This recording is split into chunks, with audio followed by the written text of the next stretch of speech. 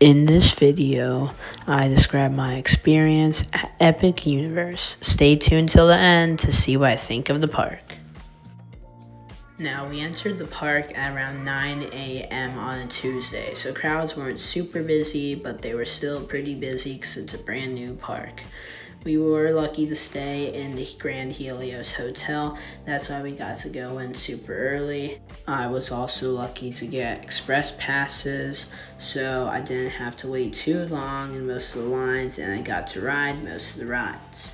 One thing I saw about this park right away is its sheer scale and its sheer beauty all throughout Celestial Park. You can tell that details were put into every single inch of the place. The first land we went to was Super Nintendo World because we knew that there were going to be very, very long waits. Now, the entrance to the land is very, very cool with the big green pipe. It's different than the entrance to the land throughout all the other destinations it is at, and the grand reveal once you get to the top is pretty special.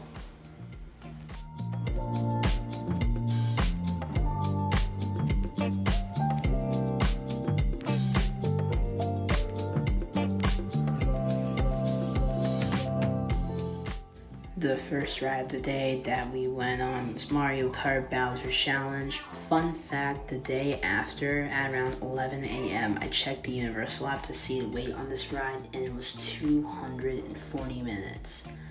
This ride is very good, but I don't think it's that good, guys. Now, I do have a few clips here of me walking through the queue. One thing I did love was the attention to detail. I came in later to ride, and you can see that all the titles on the books mean something, and they're very funny most of the time. One of my favorite book covers throughout the entire ride was the Where's, When's, and Whys of Wario Stadium. Now, there are 2 pre-shows before you board, and before you board as well, you have to grab this little Mario hat for the AR thingy. The 2 short pre-shows were very descriptive. I had no idea how to play the game before you entered the ride. I knew it completely well after we got out of the pre-show, so yeah, I thought it was really good. Now, one thing I forgot to say, I'm also ranking all of the rides to see how they stack up for me.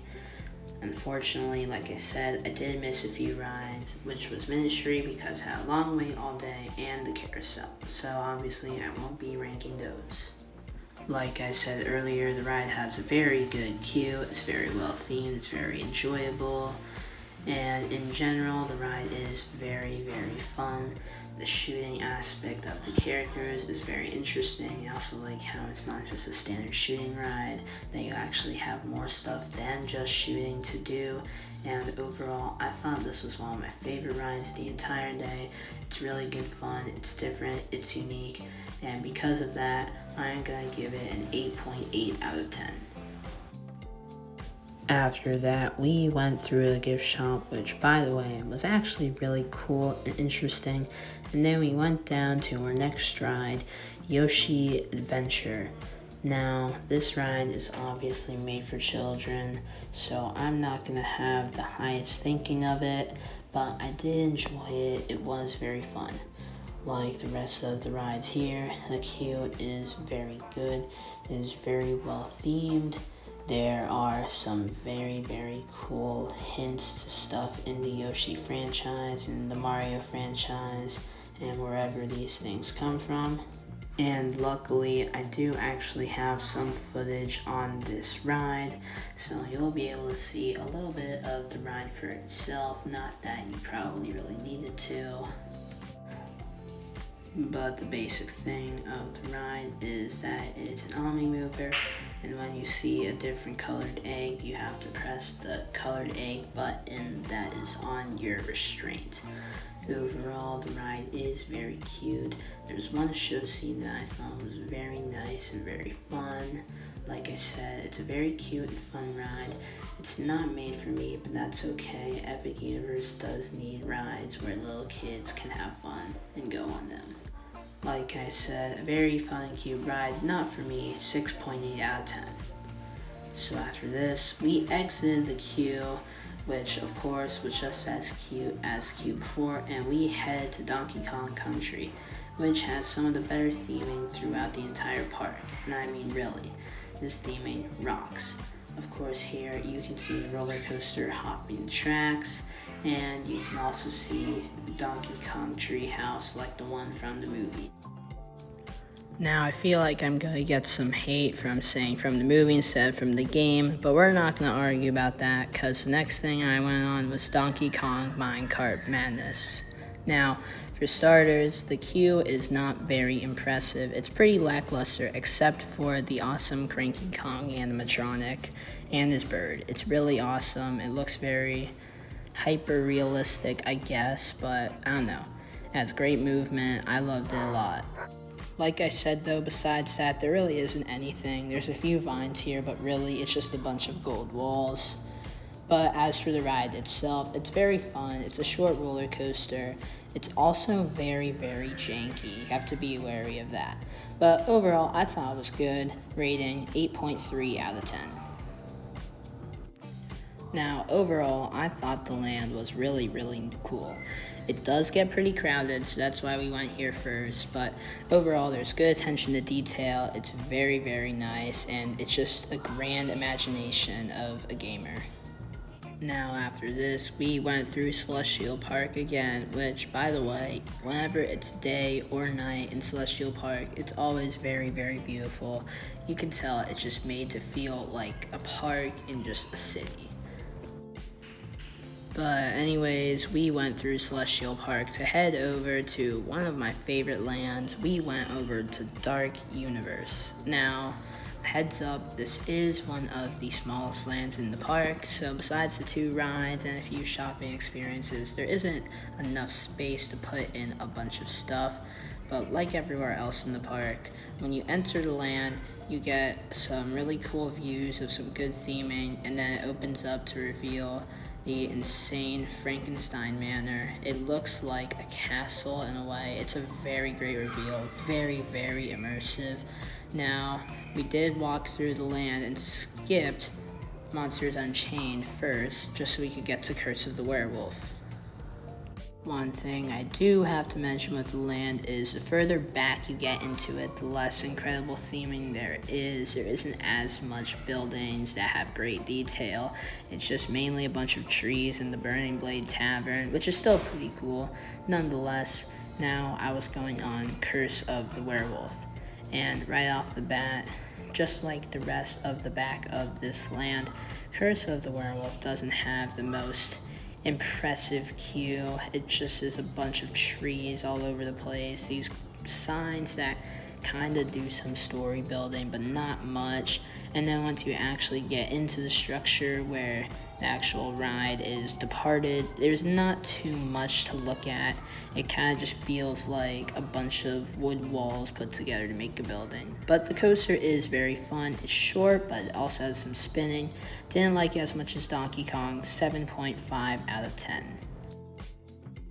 Now, after leaving the ride, Curse of the Werewolf, I know I kind of degrade on the queue a little bit. I didn't have enough time to mention the ride before I got to do the rating, but I did think it was really fun. I think if you have time in your day to do it, you should go ahead and do it.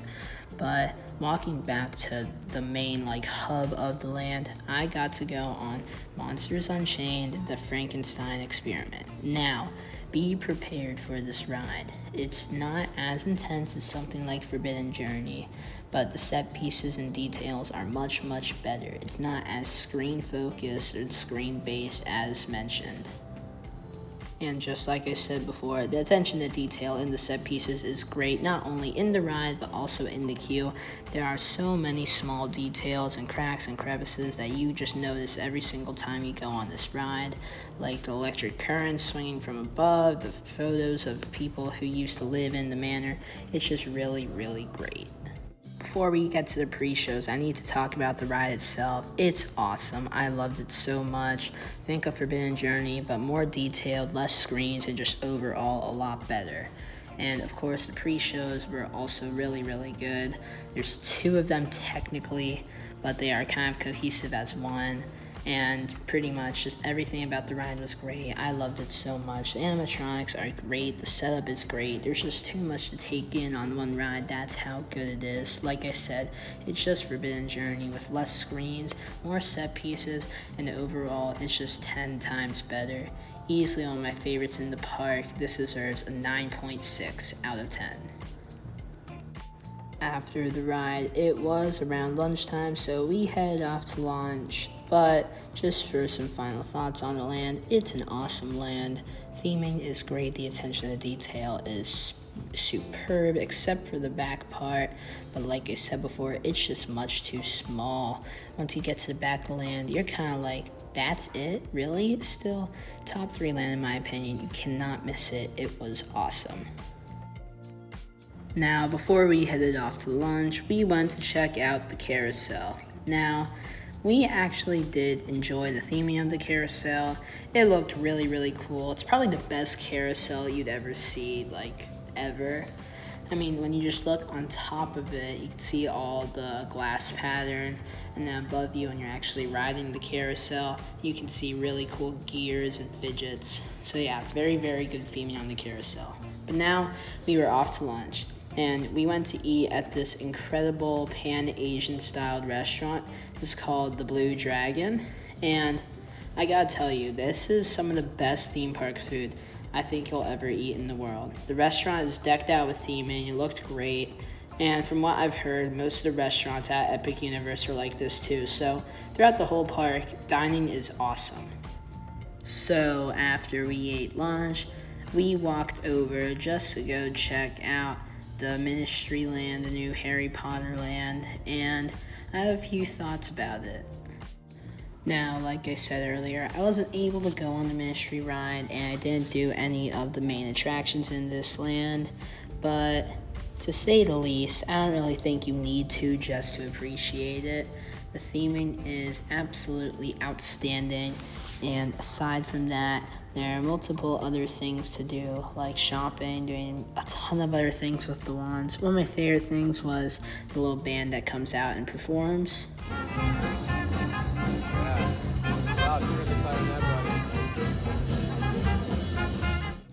And even though we didn't get to go on the ride, there is an option where you can check out the queue for the Ministry, and I have to say, I was absolutely shocked.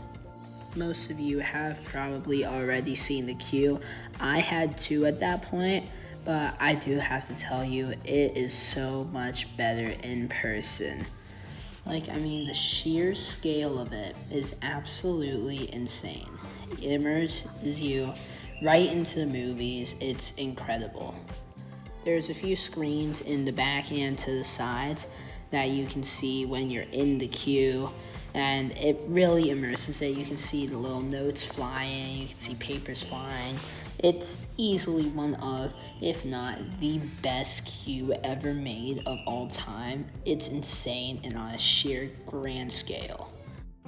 Overall though, even though I did praise the land, in a way it is similar to Dark Universe, in which it has great theming, but it is pretty small and doesn't have too many things to do. So after that, we went over to Stardust Racers. So just for some context, we had stayed 3 days so we could do every single park. So we went to Universal first, did Rip Ride Rockit.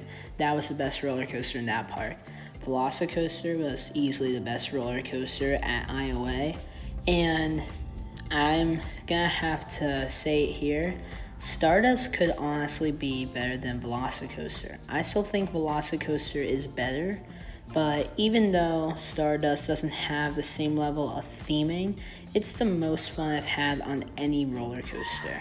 The airtime is insane, the dueling is adding great fun to it, and like I said, the airtime is nuts even when you're stapled. So easily the best ride I went on all day. Easy 9.8 out of 10. Now, I don't have any more footage for Celestial Park here, but I'll just do my review here. It's a great little central hub, and it's on a grand scale with some great greenery. Like I said, it's just a great central hub. So after doing Stardust Racers, we went over to How to Train Your Dragon Isle of Berk. And I think some people will get mad with my idea and my thoughts here, but to me, I think I enjoyed Berk the most out of any of the lands, which is probably not like most people, but to me, it just gave a vibe that was different than everything else. It felt like there was the most care and attention to detail put into Berk than any of the other lands. It never felt too crowded. It felt like there was plenty to do. But beside the point, the next thing I went over to do was Hiccup's Wing Gliders. Now, this is definitely one of the best family roller coasters I've ever been on. It's got some good theming, some good thrills. Overall, a very fun and happy time. Now, the queue, like most of How to Train Your Dragon Land, is nice, but it's not shocking. It's got some good views of the coaster. It's got some good details from the movies here and there. But overall, if it's gonna get hot and sunny during the day, it's not gonna be that great for you in the queue. But back to the actual ride, the roller coaster is really, really fun. It has some good theming portions. You fly over the land, and overall, it's a great family coaster. One of my favorite in the park, 9.1 out of 10. So after that, we walked through the land a little bit and ended up starting to make our way over to Fire Drill. Now, I do have to say something about this ride. There is a very, very high chance that you get soaked, not by the ride, but by other people during the ride, which is kind of annoying, but I guess it happens. Like I said, for the rest of the queues in this land, it's very minimal, but the ride is underrated and fun. It cools you down, so overall, I'll give it a 7.4 out of 10. So then after that, we went over to Dragon Racers Rally, which is definitely the weakest ride in the park that I went on. Overall, it's a very fun ride, but it's short and not too much. I have to give it a 6.2 out of 10. But yeah, no, while exiting Berk, some of my final thoughts were that it's a very fun land, probably my favorite in the park. It's got great details, great rides. Overall, I had a great time here. But for my overall park thoughts, well, I think Epic is awesome. All of the rides serve a purpose. They are all great for what they are. All of them have great theming. They have some sort of story to weave it into the land. They all make sense. The best rides in the world, as I would put it.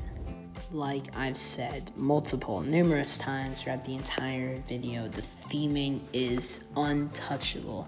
No other park in the world has constant theming like this. It even extends to restaurants, which, by the way, the food here is incredible. But the entire park serves a purpose. It's awesome. I give it a 9.7 out of 10. Easily one of the top 3 parks in the world, and overall, it's just plain epic.